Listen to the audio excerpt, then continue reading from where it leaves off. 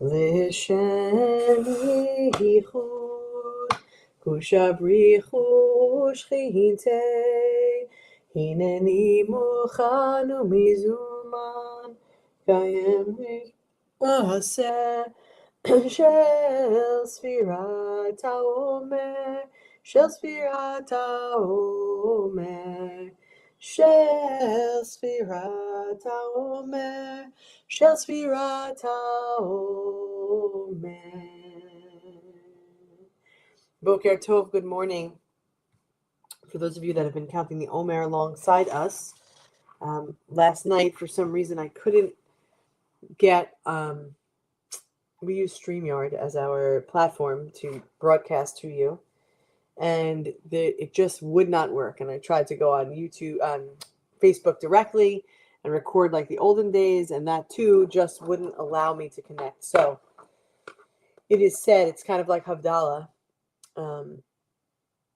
that though it's Saturday night and Shabbat is ending, that you still have until the morning and actually until the next day to end Shabbat. Just like you have the next day is still the day. We're still counting the Omer. We like to count it at night, of course, because that's when the day begins. But here we are this morning as our Friday once more to connect and to count and to learn from one another as we count the Omer. May it be your will, eternal one, our God and God of our ancestors, that by the merit of counting the Omer in anticipation of receiving Torah, teaching, wisdom, and discipline of righteousness, that we add sanctity to our lives. We know this already. By connecting each and every day, we add sanctity to our lives because we know that everything is Torah, right? In whatever form that it is some sort of teaching within it.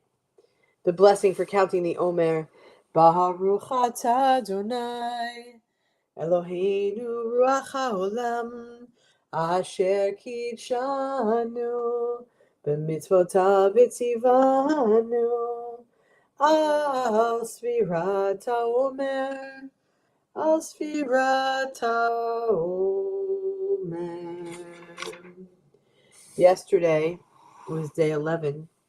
Hayom Shneim Asar Yom Shehem Shavua Echad V'chamisha Yamim LaOmer. This is the 12th day, totaling 1 week and 5 days of the Omer. This is the day of the number 12. 12 out of the 49 days plus 150 for Shavuot, that we are counting 7 days of 7 weeks, getting us to a place of authenticity, preparing us to spiritually welcome Torah in our lives. Day 12, we are in the week of Gevurah. We are in the week of discipline and justice, righteous restraint and awe. And today is Hod. Hod Sheba Gevurah. Hod, the simplicity, the humility, the glory, the majesty, the gratitude within Gevurah, within strength, within justice and discipline, restraint and constraint. But we are in a moment of glory or a moment of awe or gratitude within the week of strength. The teaching says, let this day be a holy vessel. Sit in whatever is. You are filled with divine light. Feel yourself shine. It's time to recognize our own power, to admit where we're strong, what are our strong points, and to identify places in which we find weakness, things that we're lacking. But there's a balance between what we lift up, or what might already be up, and that which is lower, that we try to balance out. It is about restraining and constraining and about lifting up gratitude to find glory in. And between those two, we find ourselves in a place of balance, giving thanks for healthy habits that we have, that we are disciplined in whatever way we are in order to make us vessels of holiness, whatever that looks like. You know, we have taught the teaching and we've heard the teaching and we've learned from the teaching about cracks in our vessel. The vessel is what houses our soul, which is who we are truly in the world.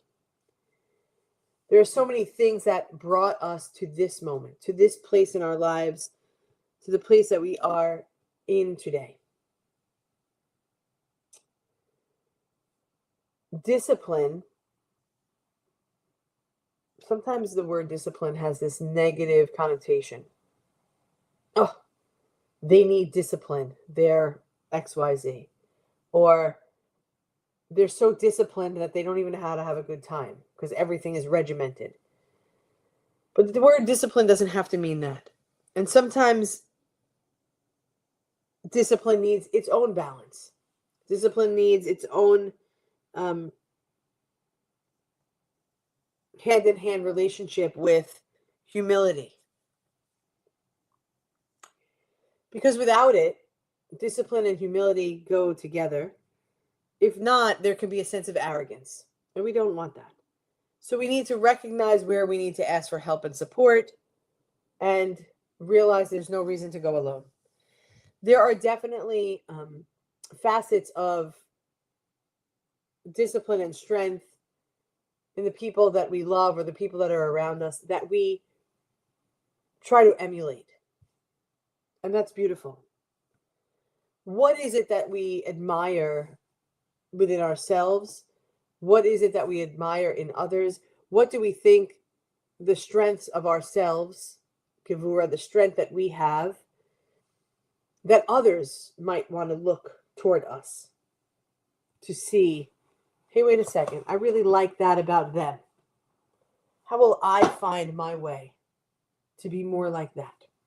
Not to be someone else, but to realize that we are products of our environment and our surrounding. That we need to feel our own self shine. And if that means to see the reflection in someone else, so be it.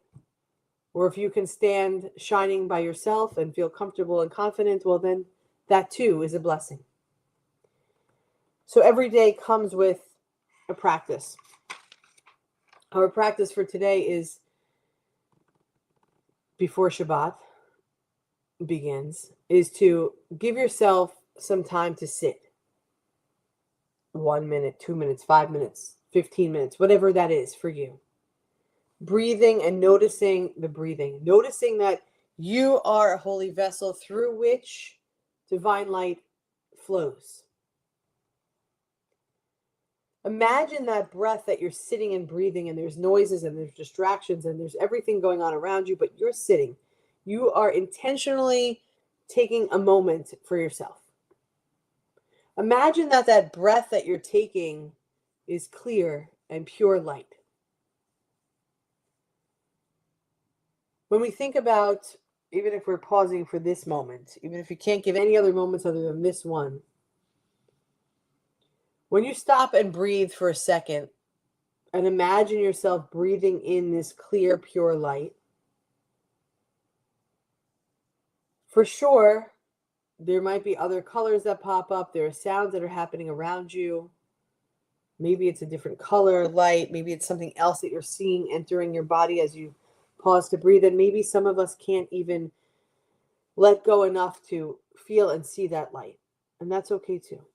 But a different color, a different texture, whatever that is, as you are sitting and breathing, imagining that the air that you're taking in is this bright and pure light, digesting by the body and blowing it out into the world.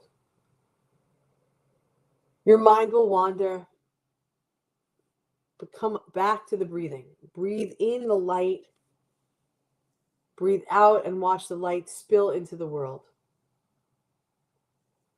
If you do this for several moments, you'll start to realize that you remain filled with light even though you're breathing it in and forcing it out. You're realizing, you're feeling light, whether that is colored light, illumination, or whether you're feeling light and airy because you gave yourself the gift of a few moments of breathing. Psalm 112 on day 12 says, "Fulfilled is a person who lives in awe, who deeply desires connection. For them, lights shine in the darkness. Lights of grace, lights of justice, lights of compassion." Dear friends, in years past, we always had this secondary practice to the Omer counting, which was gratitude and forgiveness. It was just part of what it was. And so I haven't been doing it, and not for any particular reason. But I think that we need to feel the moments of gratitude and draw our awareness to it. So typically, the Omer is counted in the evening, and we counted it this morning. So I want you to work on this also for today. Not only breathing in and reminding yourself of light and giving yourself some breathing room and space between those cells of the lungs, but I want us to be able to end this day when Shabbat starts with a feeling of gratitude. I want you to pay attention to two things, to have at least two things this Shabbat when it starts, to say, I am grateful for these two encounters. They don't have to be complex, crazy, anything. But I want you to look out for two experiences that you find happen from now, this moment, until Shabbat begins, that you are able to say, how great is the unfolding of life. How deep the mystery. Magadlu ma'asechaya. Me'od amku machshavotecha. Two experiences where you can say, wow, how great is the unfolding of life. And you may be thinking, oh, I know what my day is going to be. There's no way that there's going to be some moment in this day that's going to be so magical that I'm going to be wowed. The unfolding of life. It could be something so simple as you open the dryer and the clothes are actually dry and you don't have to put it on again. It could be something so simple, or it could be that which is profound. Whatever it is, the goal is that you find the awareness to notice the simplicity within the strength that is.